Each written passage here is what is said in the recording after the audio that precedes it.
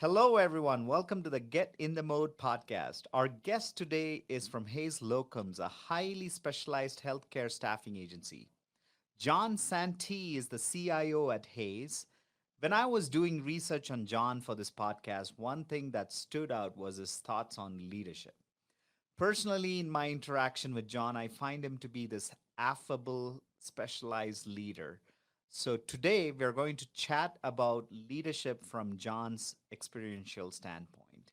Jon, welcome to the Get in the Mode podcast. Thank you. Glad to be here. Great. Jon, why don't you start with a little bit of intro background and tell us a little bit about Hayes. Sure.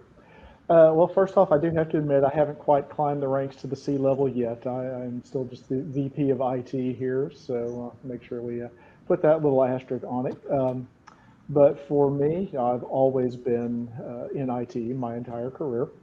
I started off whenever I was in college. I was working on my degree in computer science, working for my college computer center. Realized that I both really disliked programming and really liked helping people. I liked the customer service side of it. So coming out of there, I worked my way through help desk positions, moved over into infrastructure, server, storage, telephony, all that fun stuff, security. Decided, some number of years back that I was going to move across to the other side of the desk, as I started to really enjoy the people and the project management side of the equation. Been doing that now for several years with various groups. Landed here at Hayes Locums about 3 years ago then. We were looking to actually relocate to the South Florida area, and just in a very wonderful coincidence, they were also looking at the time. There was a really great fit, and I was able to make the move down here. That's great, Jon. Can you tell us a little bit about Hayes? What are your responsibilities at Hayes? So, you mentioned we are a healthcare staffing and recruiting firm specializing in physicians and sort of the advanced practices areas. My team here at Hayes, we're a relatively small group. We oversee all things IT, so customer service, infrastructure, security, development team, data. All of that falls under the umbrella of our relatively compact group that we have here. That's awesome. I'm guessing do you guys have any homegrown applications, ERP systems, the traditional? So nothing that we've developed fully in-house. All of that would be off the shelf that has then been customized to our needs. Because we do have, even within the recruitment world, we have some very specialized needs, as you might imagine, when dealing with physicians and the broad array of education and backgrounds that they have. We do have to customize those things, but we are in a good spot where we're able to use very readily available technologies. That's great. Now, tell us a little bit about your journey to leadership. So as I mentioned, I started off on the help desk, and I really enjoyed helping people. I liked being able to combine my love of gadgets and technology with being a helper. I then, kind of as that progressed through and I grew in my skill set, I got a little bit away from that and started working on infrastructure. So I was dealing with servers and security and all the things behind the scenes. Lost a little bit of that one-to-one being really in contact with people. I found a way to get reconnected with that through taking on project management and project ownership. It gave me the opportunity to work with people throughout my organizations on whatever the particular project need may have been. Also gave me a great opportunity to work with the management structure of my organizations and work with the vendors that were needed to come in and help execute whatever those projects may have been. Over the course of several years, I realized that I was enjoying that aspect of my work as much, if not more, than the purely technical components.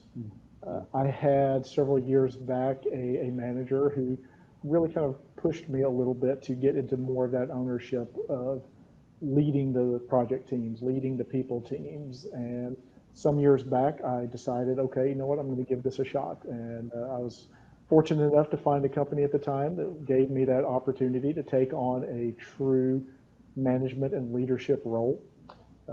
That then has led to progressing through where I've gone from a very small team of just one or two people now to much larger teams overseeing all aspects of technology. In each one of those steps, though, the pieces that I've continued to enjoy and that I've loved more and more along the way has been that interaction with vendors and project teams and functional teams and management groups, and helping all of those individual groups realize that day in and day out, everybody's kind of pointed in the same direction and has the same goal for their organizations. They're just looking at it and coming at it from different directions.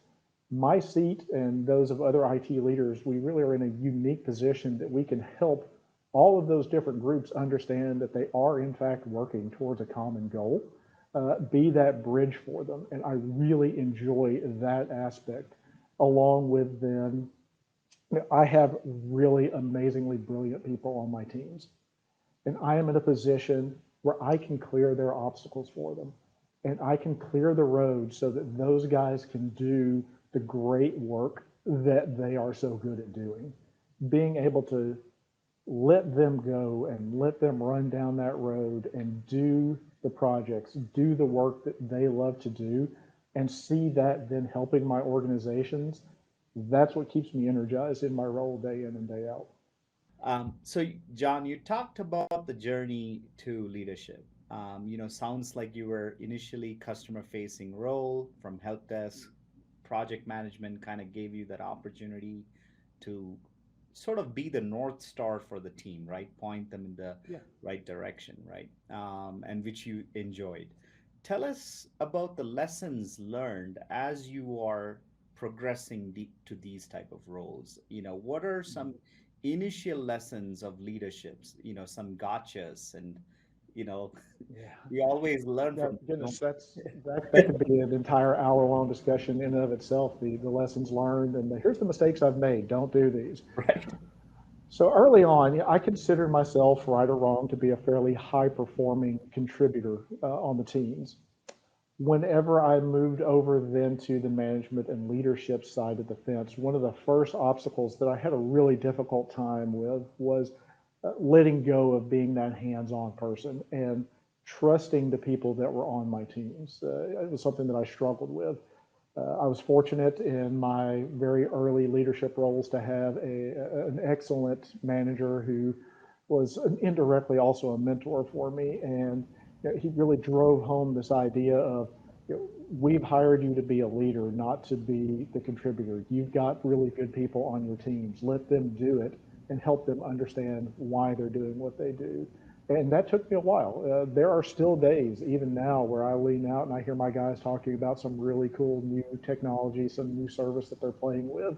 And I had that little pang inside of, oh, I wish I was still doing that.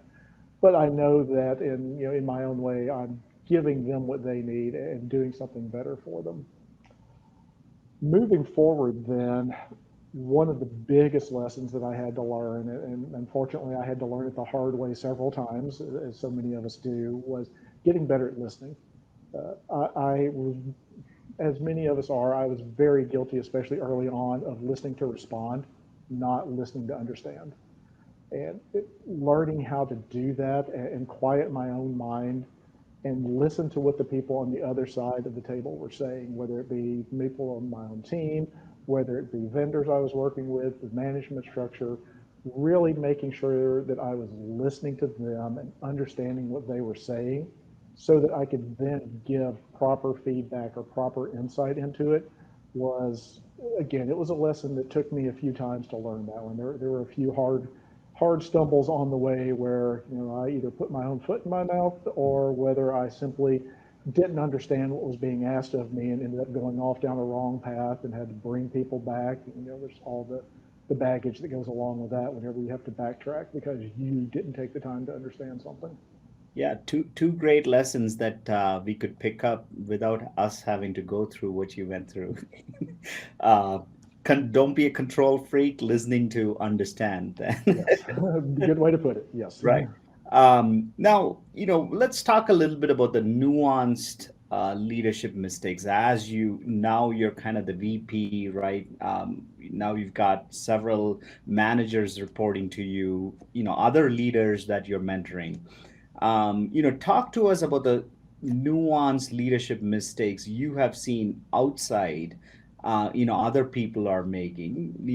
Obviously, people would say command control. We're not talking about that, but more the nuanced nature of leadership mistakes.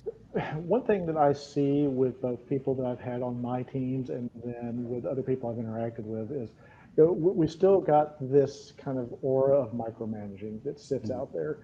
And that you see a lot when you bring on really high performing people, which I try to do with my team. You've got these people that have been there, done that, they know their stuff, and getting them to realize that they then have to trust the people that are underneath of them.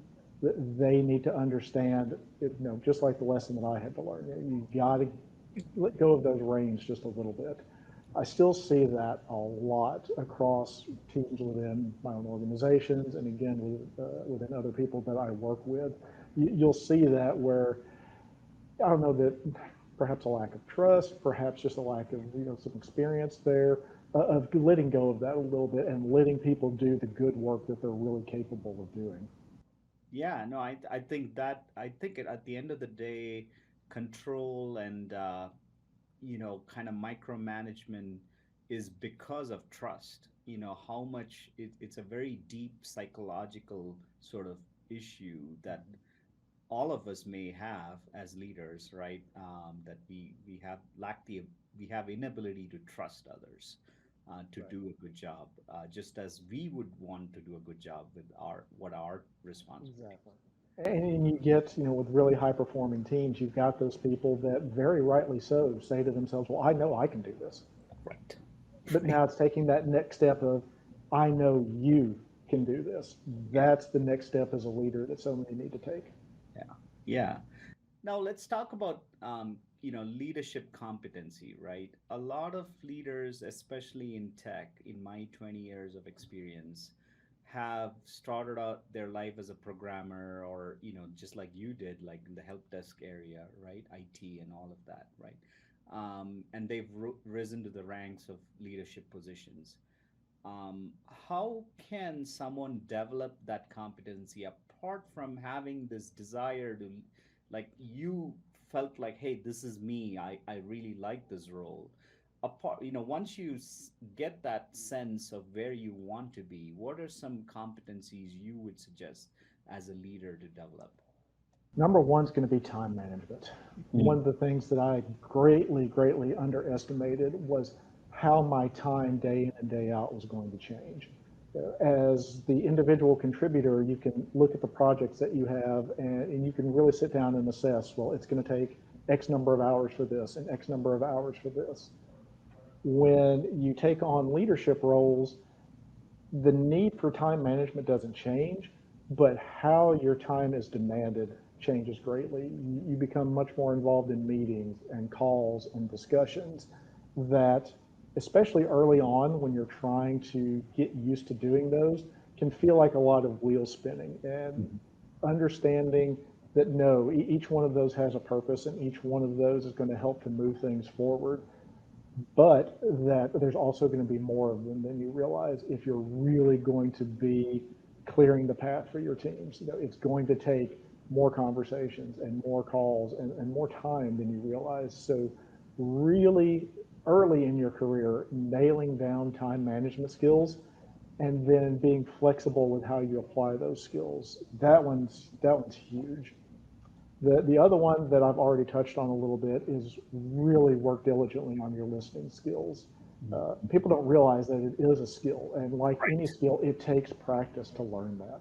Right. And you have to dedicate, whether that be through reading books, whether that be listening to really good speakers that are very engrossing to you and learning why are they engrossing, picking up on those different types of tactics that they may use. That one's really critical. If you can nail down your time management and your listening skills, you're 90% ahead in the game already because those two things then help all of the technical skills and the people skills and the budgeting skills and all those other things start to fall into place. Yeah, and that the second one is also very important to develop as a leader. Leadership competency is a lot of times engineers, if you come from that background, you have a way of like how it needs to be done, and sometimes not allowing that other person to come in and say, "Hey, we can." I mean, there are multiple ways to get things done, right? You allowing people listening to their way of their approach and method and methodology and process to doing something, even allowing sometimes failure so that they can learn too, right? Yeah. It's such a great skill to develop. I completely agree with you on that. Well, one other that I would throw out real quickly, and this one is not one that people naturally think of right off the top of their head, but it was one that has proven very useful to me. Learning the proper way to say no. As a leader, the demands that get made on your time and on your budgets, and from both your own teammates and from without or beyond your own team, are just immeasurable. And Mhm. you have to learn how to say no sometimes. And I hate saying no. I always want my first answer to be yes because I want to be able to do those things and I want to be able to help folks. But it's impossible to do everything. You don't have the time, you don't have the people, and you don't have the budget, money in the budget to do that. Yeah. So understanding how to still be very conscious of what someone is saying to you, what a person is saying, and let them know not only that you're saying no, but why, and be able to do that in a very clear and very concise and very professionally respectful way is critical to being able to keep up with all of the other things that you have going on. Definitely a great one. Thank you. Now, let's talk about leadership in this new environment. Some of them are returning to work, some of them are remote, sort of a hybrid environment that we're seeing. How are you engaging as a leader? What are some strategies that you found working in your teams?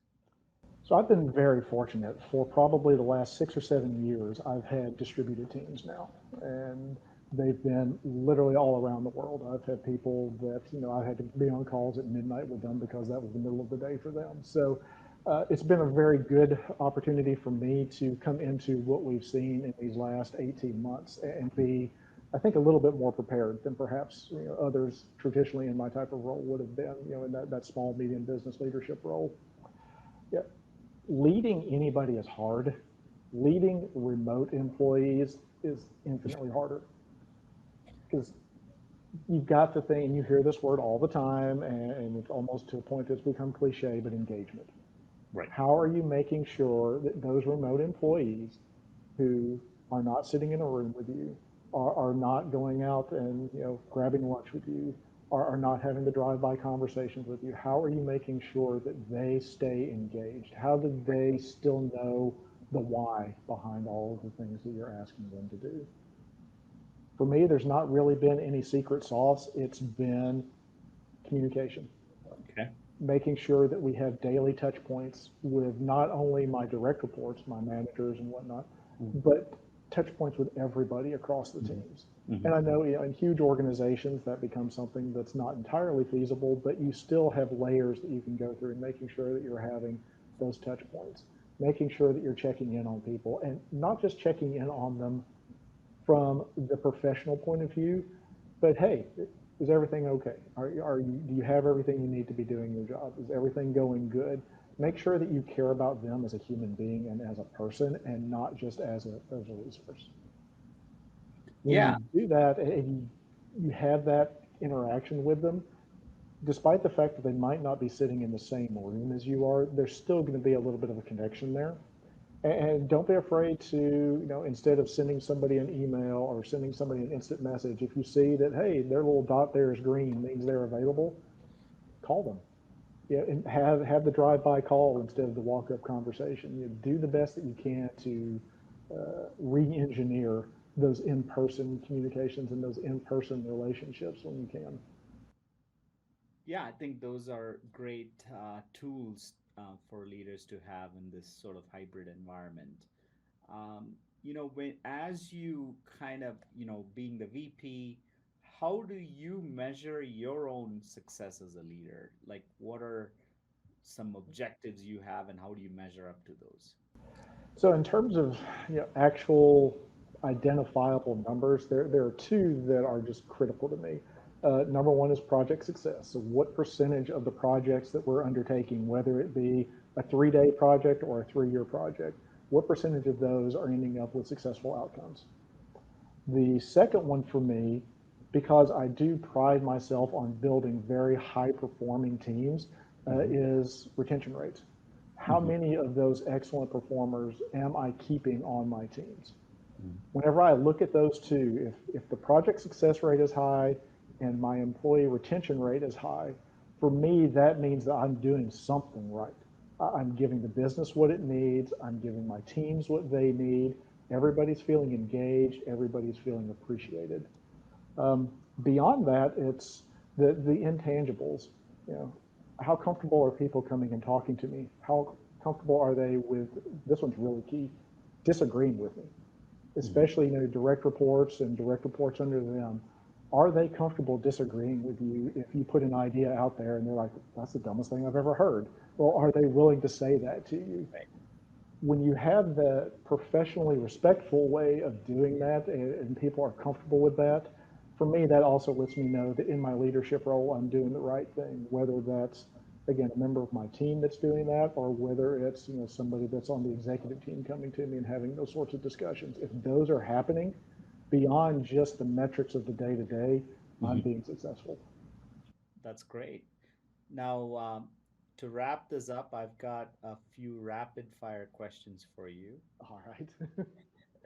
Now, what's been in the last 1 week? What's been on repeat in your phone in terms of music? Spotify or whatever you Oh my listen goodness. to. Apple So Music. I am a hard rock guy, and I have a 90s and 2000, maybe aging myself a little bit there, Spotify channel that is, if I'm in the car, that's the music that's on. Right on. Any favorite bands from those? From Oh the my 90s? goodness. If I start throwing out band names, people are going to think I'm really strange. I like bands like Disturbed and Godsmack and some of those traditional, Right more on. hard rock, not truly way out there bands, but ones that would definitely be outside of the mainstream. Great. Now, next question. What's a book that you've read kind of changed the way you thought within the last 6 months? What a book that you've read? The Four Disciplines of Execution. That Okay. one has been just huge. And that one I found applied to literally everything that I do, Is it whether that's Patrick personal. Lencioni? Who's the author? Do you remember? No, that I do have several of his books, Yeah. and if had you not asked me the name of the author, I would have been able to tell you because it's famous and he's everywhere. But I'm drawing a Right. blank at the minute. No worries. But no, that then probably one. It's not been within the last 6 months, but one that was just really changing for me in terms of how I approach my leadership style was extreme ownership, and that's one that was written by a couple of ex-Navy SEALs, and that one's Great. really, really good. Okay. Now, last one. You just came from back from a vacation. Let's talk about in your lifetime, what's been the best place you've been on vacation? If you were to repeat it Oh again, my what would goodness. that be? So my family and I are Disney fanatics. We are those people. We watch all the movies. We have the characters. I mean, we're those weird people. And our very first family vacation that we took to Disney World years ago, when all of my kids were still really little, it was one of those where you kind of captured lightning in a bottle. The weather was perfect. The crowds were perfect. Everybody had a good time. There was no fussing and fighting. None of the kids crying at the end of a long day that you see when you go there. It was just one of those where everything that could have been magical and wonderful about it was. And we still, all of us as a family, still talk about that trip despite the dozens of times that we've been there and all of the other trips that we've taken. That one still has a little spark and a little magic for us. Have you guys been there again yet? Or We have, yeah, okay, we've all been right. there. We went last year. We kind of decided to go with that and try it out. And yeah, So it went that's really well. yeah, that's good. Well, John, it's been a pleasure having you on in our podcast, and thank you for your time. Thank you so much for having me.